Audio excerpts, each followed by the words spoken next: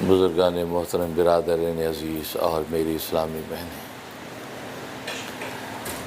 اللہ تبارک و تعالیٰ نے آسمان و زمین کی اس دنیا کو نعمتوں اور مصیبتوں سے مرکب پیدا کیا ہے۔ کہیں تو اس دنیا میں نعمتیں ہی نعمتیں نظر آتی ہیں، اور کہیں اس دنیا میں مصیبتیں ہی مصیبتیں نظر آتی ہیں، اور کہیں نعمتیں اور مصیبتیں دونوں کا مجموعہ نظر آتا ہے۔ لیکن عجیب بات یہ ہے کہ ایسا کوئی نہیں ہے کہ جہاں نعمتیں بھی نہ ہوں اور مصیبتیں بھی نہ ہوں، گویا کہ قضیہ مانعۃ القلوب ہو کہ مطلب نعمتیں بھی نہیں ہیں اور مصیبتیں بھی نہیں ہیں۔ کوئی انسان ایسا نہیں ہے کہ جس کے پاس نعمت اور مصیبت دونوں میں سے کچھ بھی نہ ہو، اس لیے کہ نعمت کا نہ ہونا مصیبت ہے اور مصیبت کا نہ ہونا نعمت ہے۔ تو گویا کہ اس کیفیت کا کوئی بھی انسان نہیں ہے کہ جہاں نعمتیں اور مصیبتوں میں کچھ بھی نہ ہو، بلکہ کسی نہ کسی درجے میں ہر انسان کو نعمت بھی حاصل ہے اور کسی نہ کسی درجے میں ہر انسان کسی مصیبت میں بھی مبتلا رہتا ہے۔ تو گویا کہ دنیا کو اللہ تبارک و تعالیٰ نے نعمتوں اور مصیبتوں کا مجموعہ پیدا کیا ہے۔ ہاں، اس نعمت اور مصیبت کی دو قسمیں ہیں، ایک نعمت حقیقی ہے اور ایک نعمت صوری ہے۔ اسی طریقے سے مصیبتیں بھی دو طرح کی ہیں، ایک مصیبت حقیقی ہے اور ایک مصیبت صوری ہے۔ حقیقی اور صوری کا مطلب یہ ہے کہ یا تو وہ نعمت حقیقت میں ہی واقعی نعمت ہے، یا وہ بھی صرف صورتاً تو نعمت نظر آتی ہے لیکن میں وہ حقیقت میں نعمت نہیں ہے۔ اسی طریقے سے مصیبت یا تو واقعی حقیقت میں ہی مصیبت ہے یا حقیقت میں تو مصیبت نہیں ہے، بظاہر صورتاً وہ مصیبت نظر آتی ہے لیکن حقیقت میں وہ مصیبت نہیں ہے۔ اور اس کے نظائر تاریخ کے اندر بھرے پڑے ہیں۔ خود انبیاء اکرام علیہم الصلاۃ والسلام کی زندگیوں میں اس کے نظائر موجود ہیں۔ جیسے حضرت ایوب علیہ الصلاۃ والسلام پر کتنی طویل ترین بیماری نازل ہوئی، بظاہر وہ ساری کی ساری صورت وہ صورتاً مصیبت ہے، وہ حقیقتاً مصیبت نہیں تھی۔ وہ صورتاً تو ایسا لگتا تھا کہ حضرت ایوب علیہ الصلاۃ والسلام پر ایسی خطرناک بیماری طویل ترین عرصے کے لیے ڈال دی گئی ہے اور وہ ایک بہت بڑی مصیبت میں مبتلا ہے، لیکن یہ مصیبت یہ صورتاً مصیبت تھی، حقیقت میں مصیبت نہیں ہے۔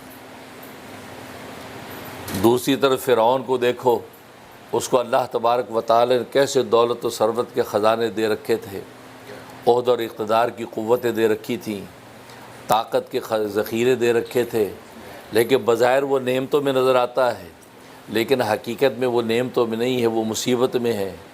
وہ صورتاً نعمت نظر آتی ہے لیکن حقیقت میں وہ نعمت نہیں ہے، وہ مصیبت ہے۔ تو گویا کہ بالکل اسی طریقے سے نعمت اپنی حقیقت کے اعتبار سے بس اوقات ہوتی ہے اور بس اوقات مصیبت اپنی حقیقت کے اعتبار سے ہوتی ہے۔ تو جو سطحی ذہن کا انسان ہے وہ ظاہری صورت پر فیصلہ کرتا ہے، جیسا کہ خود فرعون نے حضرت موسیٰ علیہ الصلاۃ والسلام کے بارے میں فیصلہ کیا تھا کہ اے موسیٰ،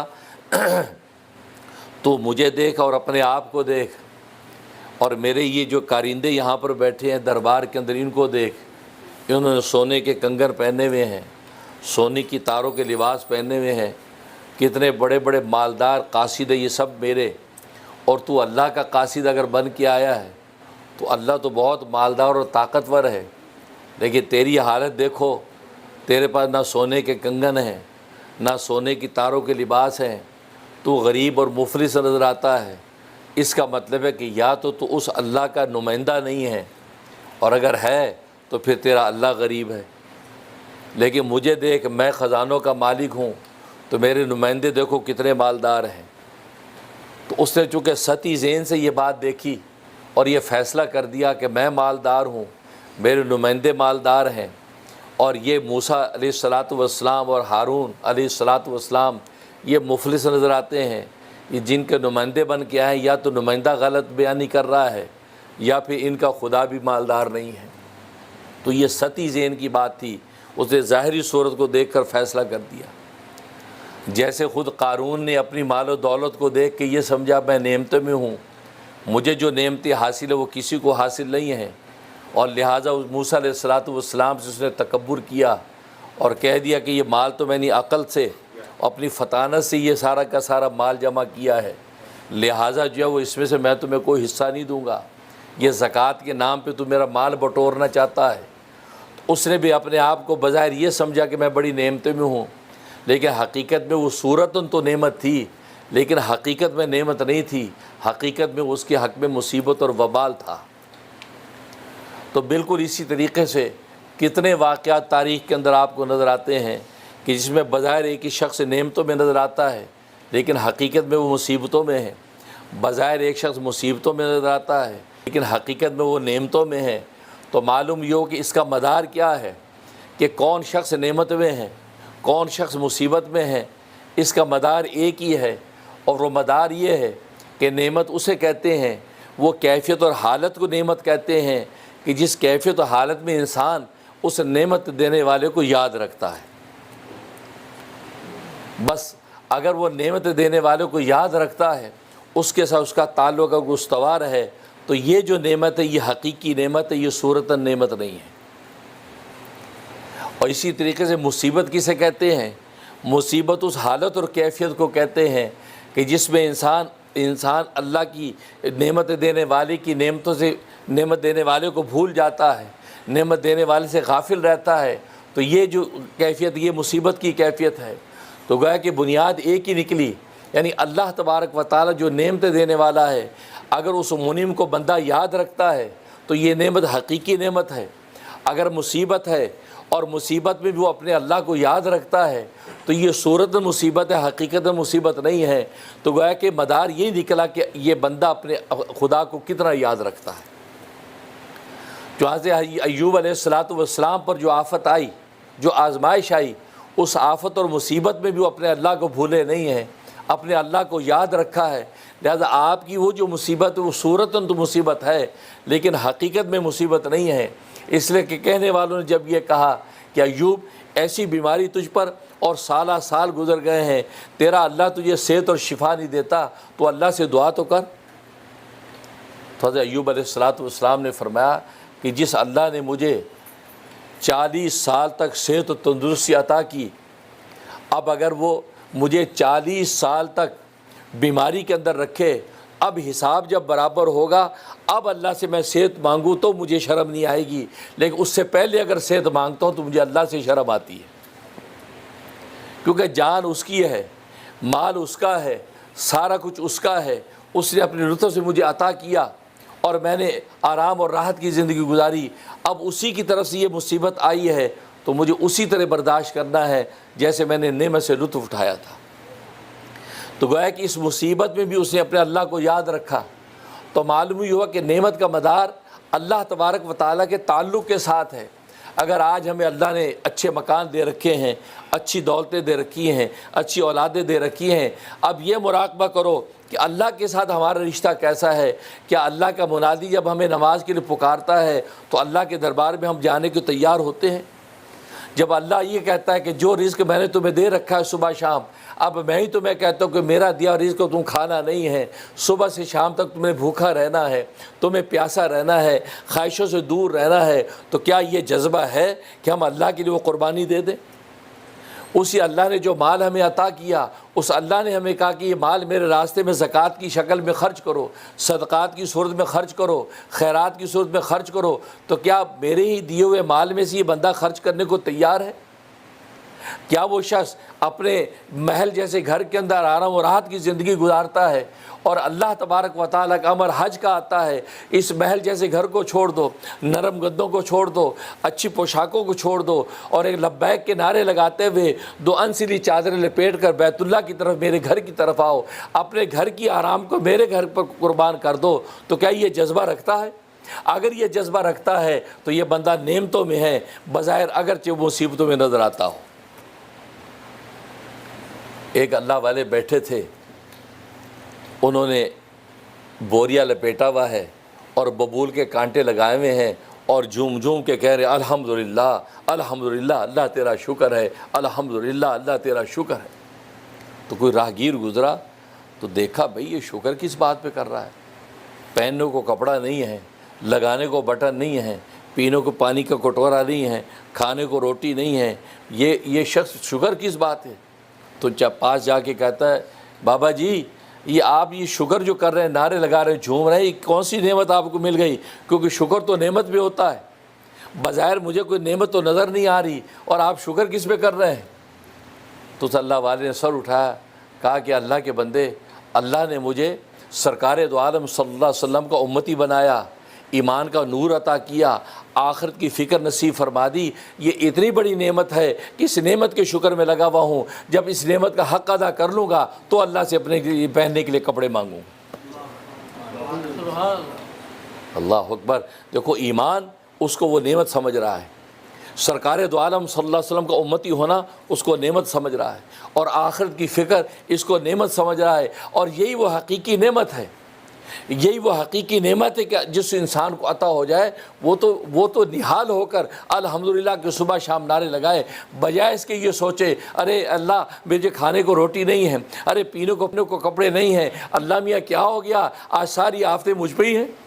نہیں، وہ یہ سوچے کہ اللہ نے مجھے انسان بنایا، دیکھنے والی آنکھیں دی، سننے والے کان دیے، بولنے والی زبان دی، سونگھنے والی ناک دی، پکڑنے والے ہاتھ پیر دیے، تو گویا کہ دھڑکنے والا دل دیا، سوچنے والا دماغ دیا، یہ سب کا سب اللہ تبارک و تعالیٰ نے بغیر مانگے مجھے عطا کر دیا ہے۔ تو اس اللہ کی اس نعمت کا شکر کا پہلے حق ادا کروں، یہ حق ادا ہوگا تو پھر کچھ اور مانگوں گا۔ اسے لکھا ہے کہ شیخ سعدی رحمۃ اللہ علیہ جنگل میں سفر کر رہے ہیں تو جوتا ٹوٹ گیا، جوتا بغل میں لیا، ننگے پاؤں چلنے لگے، کانٹے لگے، پتھر لگے، خون نکلنے لگا، بہنے لگا۔ اب انہوں نے آسمان کی طرف دیکھ کے اللہ کو شکوہ کیا، اللہ کیا ہو گیا، سعدی کے پاس آج جوتا بھی نہیں ہے۔ کہا کہ میں نے اتنی بات کہی، اس کے بعد کوفہ پہنچا تو کوفہ کی جامع مسجد میں جیسے داخل ہوا تو مسجد کی سیڑھیوں پر ایک شخص کو دیکھا جس کے دونوں پاؤں نہیں تھے، دونوں پاؤں نہیں تھے، سجدے میں گر گیا، رب ذوالجلال مجھے معاف کر دے، میں جوتے کی شکایت کر رہا ہوں، اس بیچارے کو تو پاؤں بھی نہیں ہیں، تو نے مجھے پاؤں تو کم سے کم عطا کر رکھے ہیں، میں پاؤں کے شکر سے غافل ہوں اور جوتے کی شکایت کر رہا ہوں، یا اللہ آج کے بعد میں توبہ کرتا ہوں۔ آج ہماری حالت یہی ہے، ہم ٹوپی دینے والے کا تو شکریہ کرتے، جی تھینک یو آپ نے مجھے ٹوپی تحفہ دی ہے، لیکن جسے سر عطا کیا ہے اس کا شکر نہیں ہے جس پہ ٹوپی سجے گی۔ گھڑی دینے والے کو شکریہ کرتے، تھینک یو یار آپ نے مجھے راڈوں کی گھڑی تحفہ دی، لیکن جسے کلائی عطا کی جس پہ گھڑی سجے گی اس کلائی والے کا شکر ہی نہیں۔ آج انگوٹھی دینے والے کا شکریہ کرتے جی آپ نے مجھے انگوٹھی دی ہے، لیکن جس نے انگلی عطا کی ہے اس کا شکریہ نہیں۔ تو گویا کہ جس اللہ نے یہ جسم و جان دیا، جس کے اوپر دنیا کی یہ نعمتیں سجتی ہیں، ہم وہ دنیا کی ان مادی چیزوں کا تو شکریہ کرتے ہیں، اس دینے والے کا تھینک یو تو کرتے ہیں، لیکن جس نے یہ جسم و جان دیا، جس میں دنیا کی نعمتیں سج رہی ہیں، اس کا شکر کرنے سے غافل ہیں۔ اس لیے اللہ نے شکایت کی کہ ان الانسان لربہ لکنود، انسان اپنے رب کا بڑا ناشکرا ہے۔ اور قنوت کسے کہتے ہیں؟ قنوت اسی کو کہتے ہیں کہ جو نعمت کو تو یاد رکھتا ہے، نعمت سے تو لطف اٹھاتا ہے، نعمت سے تو مزہ اڑاتا ہے، لیکن نعمت دینے والے کو بھول جاتا ہے۔ اور آج اس لیے ہم سب قنوت نظر آتے ہیں، نعمتوں سے لطف اٹھا رہے ہیں، لیکن نعمت دی کس نے ہے؟ کھانا کھایا، جھوم جھوم کے کھا رہے، واہ کیا قورمہ بنا یار، مزہ آ گیا، کیا بریانی، واہ واہ کمال کر دی، کیا کھیر بنی، کیا پھرنی بنی، لیکن جس نے یہ نعمت عطا کی اس کا شکریہ نہیں، اس کا شکریہ نہیں۔ اس لیے تو حدیث میں آتا ہے، صحیح مسلم کی حدیث ہے کہ جب بندہ بسم اللہ الرحمن الرحیم پڑھ کے کھانا شروع کرتا ہے اور کھانا کھاتا ہے، اس کا لطف اٹھاتا ہے، اور آخر میں کہہ دیتا ہے الحمدللہ الذی اطعمنی ھذا الطعام ورزقنی من غیر حول منی ولا قوہ، فرمایا جب آخر میں یہ کہہ دیتا ہے تو غفر لہ ما تقدم من ذنبہ، اللہ اس کے سارے گناہ معاف کر دیتے ہیں۔ یعنی سوچئے، کھانے سے تو ہم نے اپنی بھوک مٹائی، اللہ بھوک مٹانے کے ساتھ ساتھ گناہ بھی مٹا دیتے ہیں۔ صرف کام چھوٹا سا کرنا ہے، کھانے سے پہلے بسم اللہ پڑھ لی۔ بسم اللہ پڑھنے کا مطلب یہ ہے اپنے اس منعم کو یاد کر لیا جس نے یہ کھانا عطا کیا ہے، یاد کر کے بسم اللہ پڑھ کے گویا کہ آپ نے اسے اجازت لے لی، اے رب کریم اجازت ہے اب یہ کھانا کھا لیں، تیری یہ لطیف نعمت سے لطف اٹھا لیں۔ اجازت ہوگی کھا لے، بسم اللہ، کھانا کھایا، لطف اٹھایا، جم جم کے کھا رہا ہے، اور آخر میں کہتے ہیں الحمدللہ یا اللہ تیرا شکر ہے تو نے اتنا لذیذ کھانا عطا کیا۔ بھائی اتنی سی کیفیت پر اللہ تبارک و تعالیٰ گناہوں کو معاف کر دیتے، حالانکہ ہم نے اپنے مطلب کے لیے کھایا، مطلب کے لیے پیا، اپنی پیٹ کا جہنم میں ٹھنڈا کیا، لیکن اللہ تبارک و تعالیٰ کی یہ ادا اتنی اچھی لگی کہ کھانے سے پہلے مجھے پوچھ لیا اور آخر میں شکریہ کر لیا۔ اللہ کہتے ہیں اس کے گناہ بھی معاف کر دو۔ تو کہنے کا مقصد یہ ہے کہ اللہ تبارک و تعالیٰ پر اتنا چاہتے کہ بندہ بس منعم کو یاد رکھے۔ صحیح حدیث میں آتا ہے کہ دو مسلمان بھائی جب ایک دوسرے سے ملاقات کرتے ہیں اور پھر اللہ کے لیے ملتے ہیں، کوئی دنیا کے مفاد نہیں، اللہ کے لیے ملاقات کرتے ہیں، فرمایا مسافہ جب کرتے ہیں ابھی وہ جدا نہیں ہوتے کہ اللہ تبارک و تعالیٰ دونوں کے گناہ معاف کر دیتے۔ اب دیکھیے ہم ملنا ملانا ہماری دنیا کی ایک معاشرت ہے، اس لیے ہم ملاقاتیں کرتے ہیں، لیکن فرمایا ملنے میں نیت یہ کر لو تاکہ مسلمان بھائی سے میں ملاقات کروں، میرا اللہ راضی ہو جائے۔ تو اللہ تبارک و تعالیٰ فرماتے ہیں کہ میں ایسا راضی ہوتا ہوں ان دونوں کے گناہوں کو بھی معاف کر رہا ہوں۔ تو یہ سارے کے سارے اعمال میں بس یہی اللہ کو یہی ہے کہ نعمتوں سے لطف لے کے مجھے یاد رکھو۔ لیکن آج ہماری حالت یہ ہے کہ نام تو ہمارا عبد اللطیف ہے لیکن ہم عبد اللطف بن گئے، لطف کو تو یاد رکھتے ہیں، لطیف کو یاد نہیں رکھتے، لطیف کو یاد رکھے نعمت کا لطف اٹھاتے ہیں، لیکن جسے یہ نعمت میں لطف ڈالا ہے اس لطیف کو بھول جاتے ہیں۔ اس لیے اللہ فرماتا ہے کہ یہ بندہ بڑا کنود ہے، مطلب یہ کہ یہ نعمت کو تو یاد رکھتا ہے، نعمت دینے والے کو بھول جاتا ہے۔ بس اتنا ہی سبق ہے مومن بندے کو، نعمت کا لطف اٹھانے کے ساتھ نعمت دینے والے کو یاد رکھو، بسم اللہ پڑھ لو، بعد میں الحمدللہ کہہ لو اور شکریہ اس کا کر لو۔ اللہ تبارک و تعالیٰ جسم کی تقاضے پورے کرنے کے ساتھ ساتھ اللہ روح کے تقاضے پورے کر کے اس کو پاک کر دیتا ہے۔ اس لیے فرمایا کہ شکر نعمت، تو نعمت کا شکر یہ اصل میں یہ وہ نعمت ہے کہ جو کسی نصیب والے کو نصیب ہوتی ہے، کہ جب انسان کھاتا ہے، پیتا ہے، جاگتا ہے، اٹھتا ہے، بیٹھتا ہے، ہر وقت خدا کو یاد کیا، اللہ تیرا شکر ہے تو نے زندہ سا مجھے جگا دیا۔ تبھی تو حکم ہے جب سوتا ہے تو دعا پڑھتا ہے اللہم بسمک اموت واحیا، اے اللہ میں تیرے نام سے مرتا ہوں، تیرے نام سے جیتا ہوں۔ کیونکہ نیند جو ہے وہ گویا کہ ایک مرنے کی کیفیت ہے، نیند میں اس کو بالکل خبر نہیں کیا ہو رہا ہے، سو گیا، اللہ کے نام پہ سو گیا۔ اب صبح کو اللہ نے اس کو جگا دیا، اب اٹھتے کہتا ہے الحمدللہ الذی احیانا بعد ما اماتنا والیہ النشور، تمام تعریف ہے اس اللہ کے لیے جسے مارنے کے بعد دوبارہ زندہ کر دیا، دوبارہ زندہ کر دیا۔ اور بالکل اسی طریقے سے جو چھوٹی چھوٹی یہ زندگیاں اور موتیں نیند کی حالت میں ہم دیکھتے ہیں، وَإِلَيْهِ النُّشُورُ، ایک بہت بڑی یہ زندگی موت آئے گی کہ مرنے کے بعد اسی کی طرف لوٹیں گے، وہاں جمع ہو جائیں گے حشر کے اندر۔ بس اتنی سی بات کہتا ہے تو اللہ تبارک و تعالیٰ اس سے راضی ہو جاتا ہے، گویا کہ اس کے گناہ بھی معاف ہو رہے ہیں۔ بھائی یہی سبق ہے، یہی سبق ہے۔ بس نعمت کے ساتھ نعمت دینے والے کو یاد رکھو۔ بسم اللہ سے کھانا شروع کیا اور الحمدللہ پہ ختم کیا، بسم اللہ کر کے سوئے، الحمدللہ کر کے اٹھے، کیونکہ قدم قدم پر اس نعمت کو یاد، منعم کو یاد رکھنے کے نتیجے میں اللہ تبارک و تعالیٰ اس کو قنوت کے فہرست سے نکال دیتا ہے کہ یہ بندہ واقعی بندہ مجھے یاد رکھتا ہے، یہ مجھ سے غافل نہیں۔ اور اللہ کو غفلت پسند نہیں ہے کہ نعمت سے لطف اٹھائیں اور نعمت دینے والے کو بھول جائیں، یہ اللہ تبارک و تعالیٰ کو گوارا نہیں۔ تو اس لیے ایک نعمت حقیقی ہے اور ایک نعمت سوری ہے، تو یہ مراقبہ کرو صبح شام بیٹھ کے کہ اللہ نے مجھے جو نعمتیں دے رکھی ہیں، یا یہ حقیقت میں نعمتیں ہیں یا ایسے گویا کہ اس کی شکل نعمتوں کی ہے۔ جب آپ سوچیں گے، آپ کہ نہیں میں تو نماز بھی پڑھ لیتا ہوں ٹوٹی پھوٹی، میں تو روزہ بھی ٹوٹا پھوٹا رکھ ہی لیتا ہوں، میں تو اپنے اللہ کو یاد بھی کرتا ہوں، بچوں کو بھی قرآن کی تعلیم دلاتا ہوں، کچھ تو اللہ کی یاد میں ہوں مصروف، سمجھو کہ انشاءاللہ میری نعمتیں حقیقی نعمتیں، یہ صرف ایک شکل نہیں ہے۔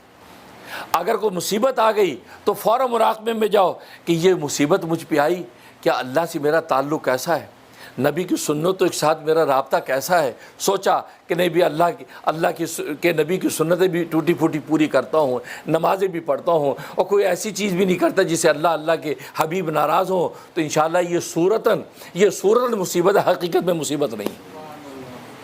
اس کیفیت پر بھی اللہ کو شکر کرے۔ لیکن اگر دیکھیں کہ نہیں بھائی یہاں تو شریعت کے حکموں کو بھی میں توڑتا ہوں اور نبی کی سنتوں کو بھی پامال کرتا ہوں، اب مجھ پہ جو مصیبت آئی ہے یہ پھر صورتاً مصیبت نہیں، حقیقت مصیبت ہے۔ ایک اللہ والے مسجد سے نکلے اور اپنے گھر میں داخل ہوئے. گھر میں گئے تو گھر والی سے کہا کہ بھلی مانس ذرا ٹھنڈا پانی پلا.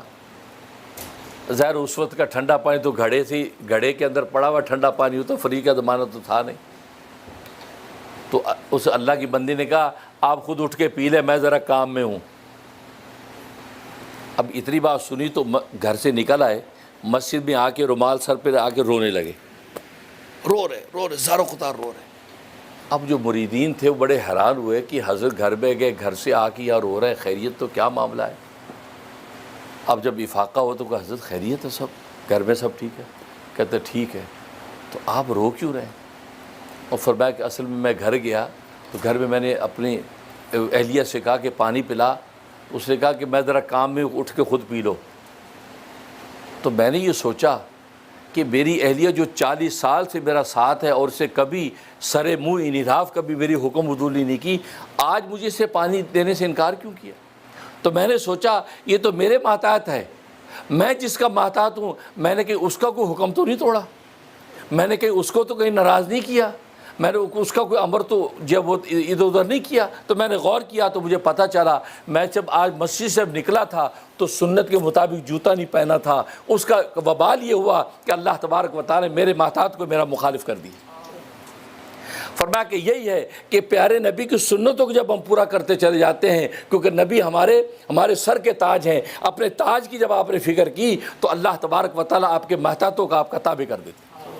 اللہ سے دعا ہے کہ اللہ تبارک و تعالی اتباع سنت کی دولت سے مالا مال فرمائے اور دین حق پر چلنے کی توفیق عطا فرمائے. اور جب مصیبت نعمت آئے, کیونکہ دنیا نعمت مصیبت کا گھر ہے, تو پریشان نہ ہو, سب سے پہلے مراقبے میں چل کے غور کرو کہ اللہ سے تعلق کیسا ہے. استوار ہے تو کوئی پرواہ نہیں ہے, اگر استوار نہیں ہے اب فکر کی ضرورت ہے. 2 رکعت نماز توبہ کے لیے سجدے میں گر جاؤ, اللہ معاف کر دیں. اللہ تبارک و تعالی عمل کرنے کی توفیق عطا فرمائے. وآخر دعوانا الحمدللہ رب العالمین. یہ چھوٹا سا یہ اعلان سن لیں, کچھ کہنا چاہتے ہیں. Assalamu alaikum, brothers and sisters. Alhamdulillah, you are very fortunate today that such a scholarly and a spiritual personality is here with us today. Pir Tariqat, Rahbar Shariat, Mufti Azam America, Qutubul Aqtab, Hazrat Maulana Mufti Munir Ahmad Akhund Damat Barakatumul Aliyah has traveled from New York with his vision of Tazkiyah, and he has come here in this your locality for 3 days, and he is doing the Sunnat Tazkiyah Itikaf in Masood's residence, and the details of which is on the flyer. He has certain programs coming up. He has a program in Masjid Ibrahim MSI tomorrow from Maghrib to Isha, and then Sunday he has one-on-one meetings in a location at Kettle Stream. So the details of that would be in the flyer, which would be given out in the end. And for that, you can come for your domestic problems, psychological problems, jinnat, asarat, nazar, any of your such problems that you might be experiencing. You can come for his guidance tomorrow, inshallah.